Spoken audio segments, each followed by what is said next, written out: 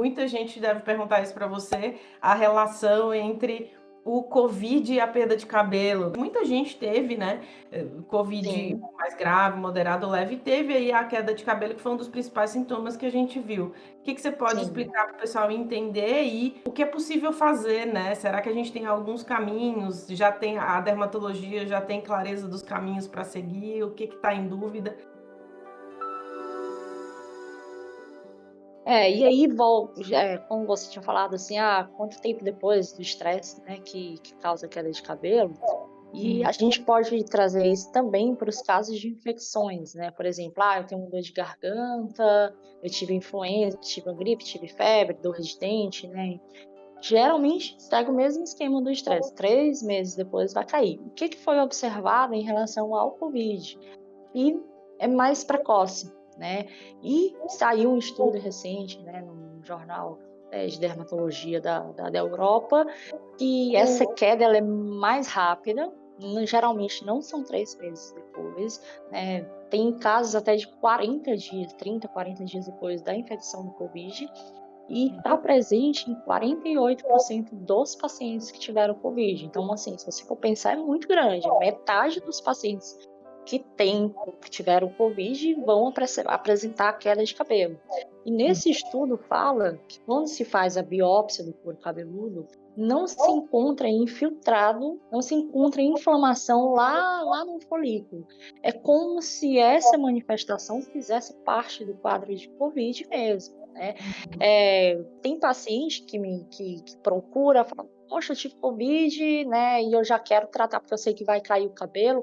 A mensagem que eu quero dar é que se for para cair, vai cair. Não há nada que tem que fazer que vai impedir a queda de cabelo, se você estiver predestinado para cair. O que se pode fazer quando a gente tem uma infecção, Covid, a gente tem um consumo maior de alguns minerais, de algumas vitaminas. O que se pode fazer teve Covid? Procura um médico, dermato, trico, já dosa, né, algumas vitaminas, alguns minerais que são mais consumidos durante a infecção do Covid, e existe relato para isso. Quando eu falo consumidos, que eles caem, né? A vitamina D, o zinco, por exemplo.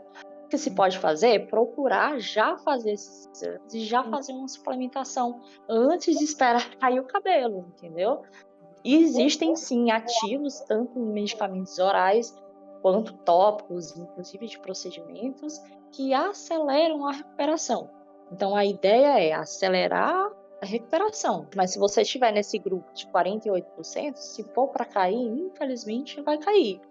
Mas o bacana de procurar um médico, né, é você entender tudo isso. Eu sempre falo para os pacientes: saber o que você tem, entender o que está acontecendo e o que vai acontecer já é o tratamento.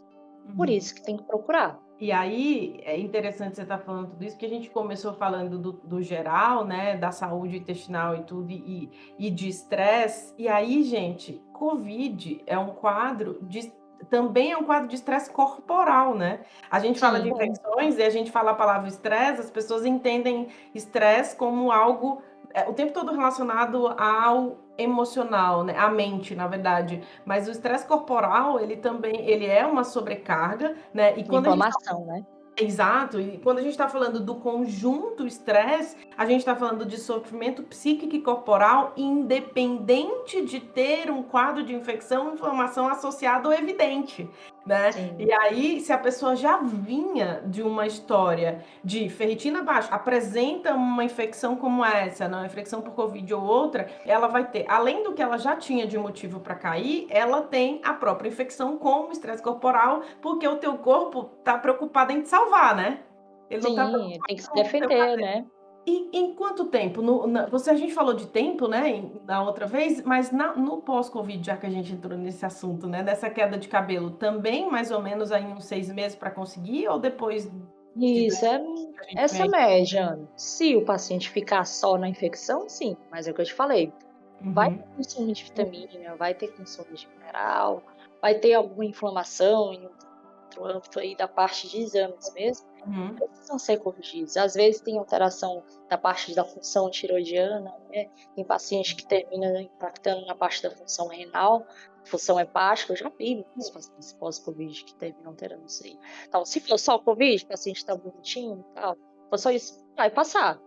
Mas o que se foi percebido é que o volume de queda na infecção pelo Covid é bem mais rápido e maior. Você deve ouvir muitas dessas coisas sobre cabelo. Vitamina de alho, quem compramos em loja de cosmético, é bom para crescer o cabelo? Essa eu não sabia. O que é? Não. O alho, ele é um anti-inflamatório, né? Eu acho que ela está querendo falar nesse sentido, né? Eu acredito que a função, né, eu já ouvi falar, né? E eu acredito que possa ajudar, tipo, um complemento anti-inflamatório, né?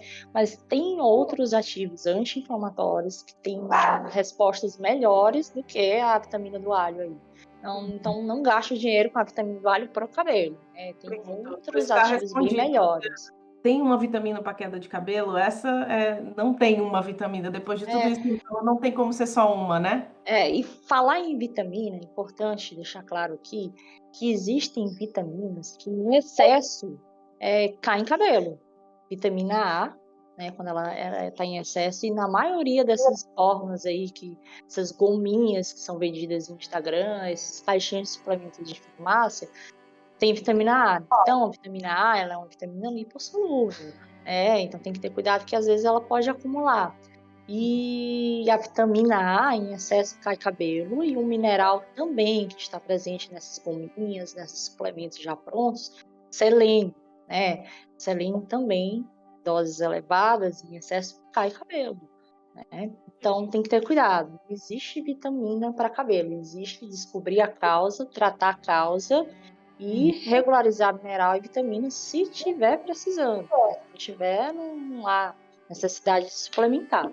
São tantas os pormenores, né, que a gente fica até assim pensando, nossa, então esse negócio de o potinho, para crescer o cabelo, para engrossar o cabelo, para o cabelo, não tem nem como ser, porque você não tem como generalizar isso, né? E aí fica bem difícil você dar uma resposta pronta para vocês, porque aqui seria falso a gente dizer para vocês, tomem tal coisa que daria certo, porque essa é a parte que não funciona. Já tendo queda de cabelo por estresse, piora se você usa o que as pessoas chamam da química, né? Das coisas para cabelo, dos tratamentos, sei lá, alisamento, todas essas coisas. Piora se a pessoa já tem a queda de cabelo ou isso não é real? É real, sim.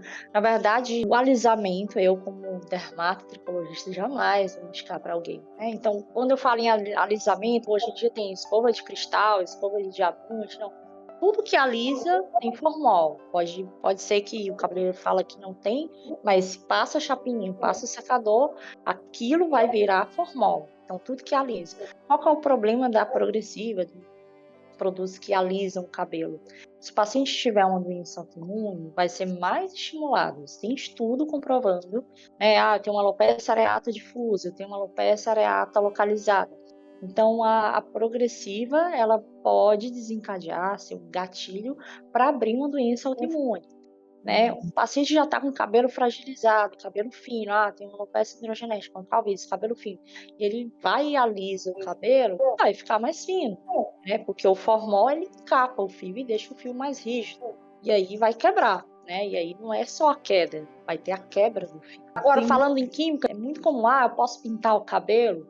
Se o paciente não tiver alergia à tintura, né, ao ativo da tintura, ela pode pintar, geralmente mais mulher, né?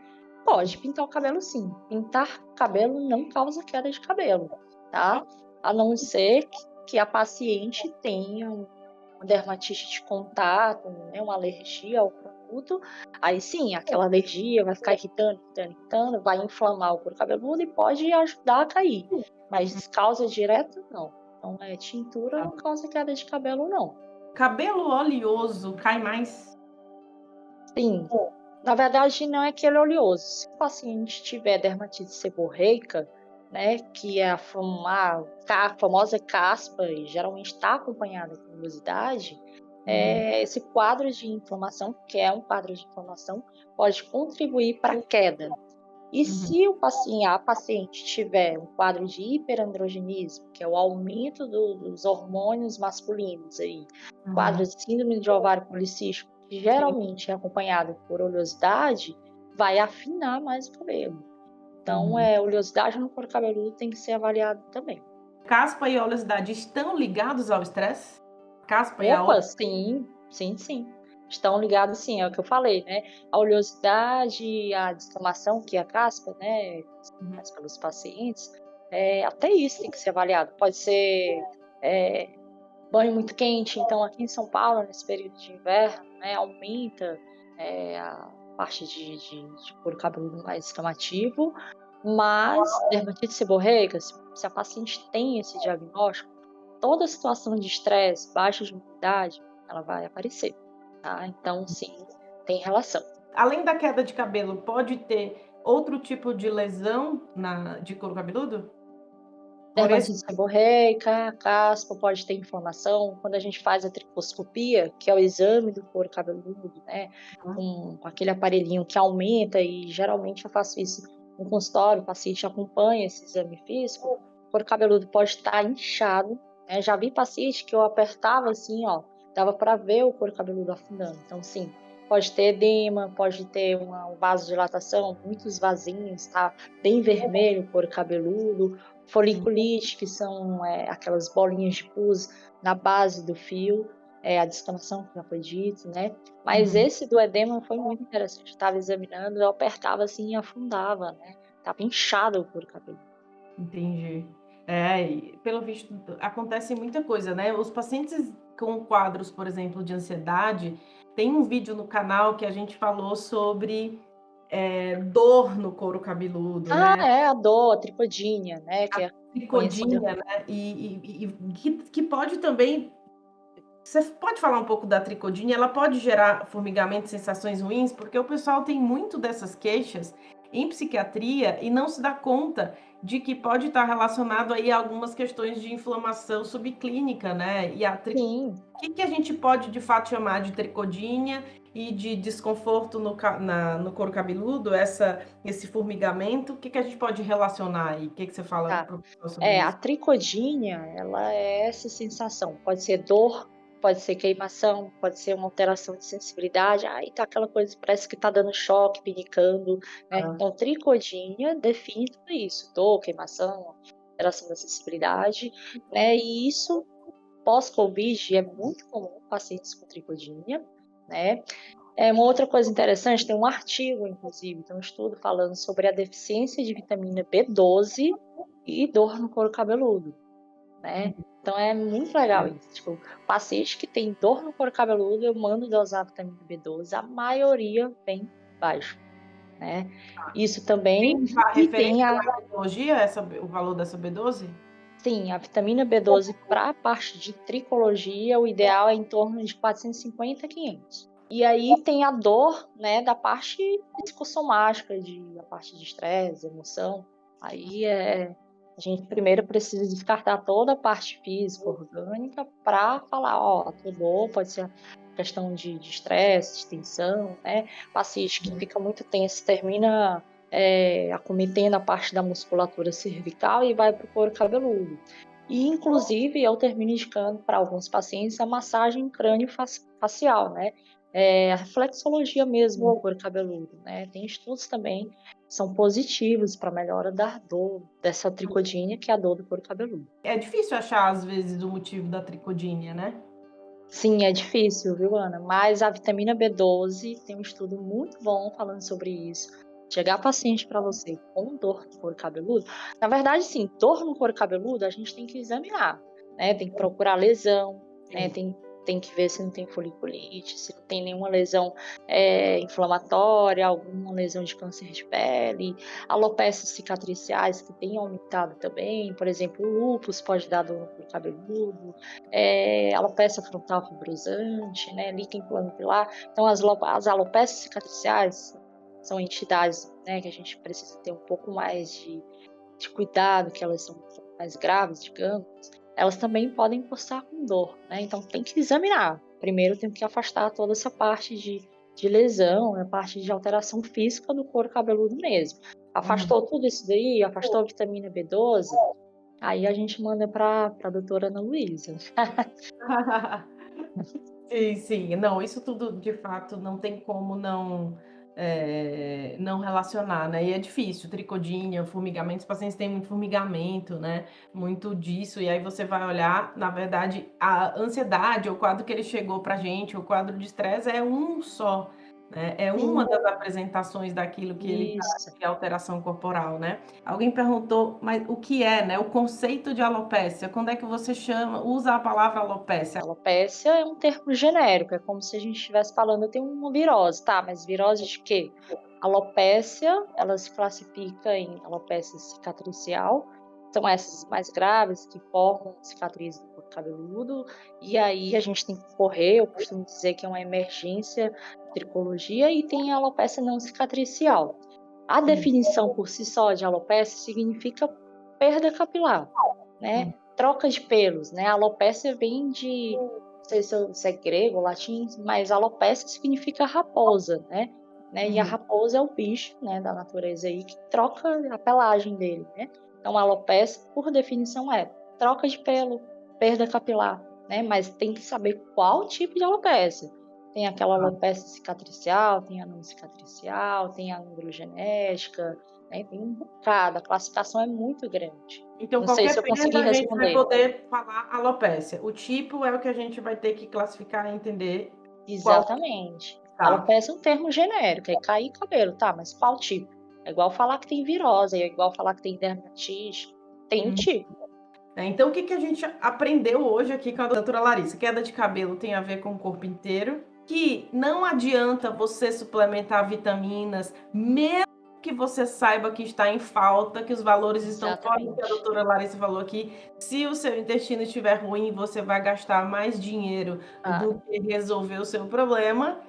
E tá. a Acho. alopecia, que é a queda de cabelo, você tem que descobrir o motivo da queda de cabelo, né? Não é porque tá caindo que é por. Olha, essa acho que do resumão é uma das melhores. Não é porque está caindo e você está estressado que ela é por estresse, Exatamente.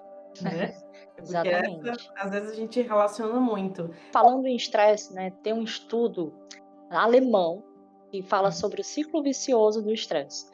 O paciente que tem queda de cabelo, né, ele vai ficar chateado, ele vai ficar ansioso, ele vai ficar preocupado. E é isso que ele está sentindo, de ansiedade, de triste, que fica preocupado, é um fator de manutenção da queda, né? E para quebrar esse ciclo, o médico tem que identificar isso e já encaminhar para a parte da psicologia, da psiquiatria, se for necessário, né? Mas a queda de cabelo, essa parte de tristeza, para baixo, preocupado, é um fator de manutenção da queda. Então, o que, é que eu quero dizer com isso? Às vezes corrige tudo, o paciente está tão preocupado, tá tão, né, meio neurótico, focado, que é a causa de manter. E aí ele não melhora por isso, é o que a gente chama de ciclo vicioso. Eu tenho falado isso algumas vezes, o pessoal que me acompanha aqui há mais tempo me ouve falar disso, que assim, cara, estresse, ele é o mal da humanidade, né? E a gente tem uma dificuldade muito grande de gerir porque nós temos muitos estressores, né? As situações sociais, as questões econômicas, as questões políticas, as questões de infecções, a maneira como as empresas lidam com funções, né? Essa coisa, Exatamente. a competição o tempo inteiro, essa dificuldade de parar, de estar presente, de conseguir entender o que é tempo. A gente perdeu essa mão e um monte de coisa apareceu, um monte de sintoma apareceu. Ficamos o tempo todo correndo atrás, porque não sabemos para onde ir, porque cada sintoma parece uma doença diferente, quando na realidade a gente tem um fator que vem de múltiplos fatores que pode causar múltiplas coisas. E às vezes a pessoa se nega a ver isso, né? E não quer resolver isso, né? Porque dá trabalho. Ficar bem emocionalmente dá trabalho pra caramba. Sim, dá. Muitas vezes o entorno não colabora, né? Fiz o resumão aí para a gente poder resgatar algumas informações importantíssimas que a doutora Larissa trouxe aqui para a gente e, mais uma vez, reforçar o quanto cuidar do nosso ser por inteiro tem a ver com tudo. Né? E esse é o objetivo aqui, esse é o objetivo dessa nossa conversa, para poder nos enxergar dessa maneira. E eu queria agora agradecer a você, doutora Larissa, por ter Ah, aceitado. imagina, eu que agradeço o convite Mais uma vez, me sinto muito honrada por estar nesse canal bem famoso, de credibilidade, e contigo, que é uma psiquiatra muito, né, de referência aqui em São Ah, Paulo, no Brasil, enfim. Para mim é uma honra. Muito obrigada mesmo pelo convite, Ivana. muito bom, viu? Você esclareceu muitas coisas. Muito obrigada por cada um de vocês que esteve aqui junto, que compartilhou. Quem não clicou ainda no curtir, clica aí no joinha para que os outros que não assistiram possam assistir. E hoje a gente teve um assunto aí extremamente importante que vai fazer diferença para quem estava com dúvida aí sobre queda de cabelo e estresse.